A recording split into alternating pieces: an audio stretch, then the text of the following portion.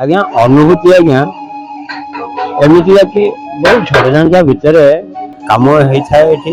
ଆଉ ଯେଉଁ ଝଡ଼ଝଞ୍ଜା ଆସିଥାଏ, ଯେଉଁ ମନ ଦୁଃଖ ହେଇଥାଏ କେତେବେଳେ କେମିତିକା, ସେ ମହାପ୍ରଭୁଙ୍କୁ ଡାକିଲା ପରେ ପ୍ରଭୁ ତୁମର କାମ ଆଉ କିଏ କରିବ, ଆଉ ଏତେ ଝଡ଼ଝଞ୍ଜା ଭିତରେ କେମିତି ହବ, ଆଉ କହିଲା ମାନେ ସେ ସବୁ ଜିନିଷ କାମ ହରିକା ସବୁ ସୁରୁଖୁରୁରେ ହେଇଯାଇଥାଏ। ଏତିକି ହେଲା ମୋର ବହୁତ ଅନୁଭୂତି।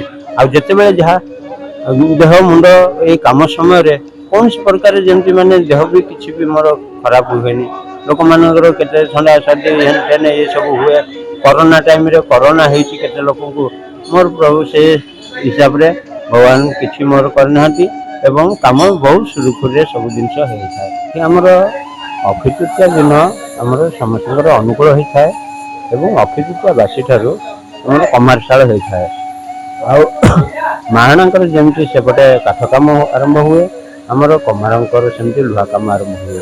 ତାଙ୍କର ଯେମିତି ଚକ କାମ ଆରମ୍ଭ ହୁଏ, ତୁମ୍ବ କାମ, ଆମର ସେମିତି ଚକର ଅରକଣ୍ଟା ତିଆରି ହୁଏ।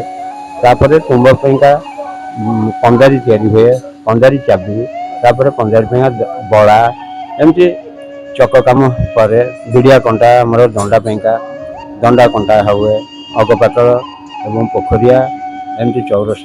ତାପରେ ସେଇ କାମ ସରିଲା ପରେ ଗରଗରା କଣ୍ଟା, ଗରଗରା କଣ୍ଟା ପରେ ଆମର ଗୟଳ କଣ୍ଟା, ଗୟଳ କଣ୍ଟା ପରେ ଆମର ଚାରିନାକ ଉଠିଲା ପରେ ଆମର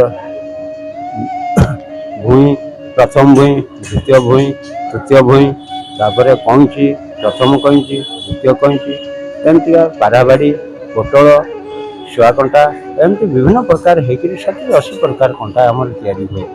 ଏମିତି ହେଇକରି ଆମର ଅକ୍ଷୟ ତୃତୀୟା ବାସି ଠାରୁ କାମ ଆରମ୍ଭ ହୋଇଥାଏ ଏବଂ ନେତ୍ର ଉତ୍ସବ ପର୍ଯ୍ୟନ୍ତ କାମ ଚାଲିଥାଏ।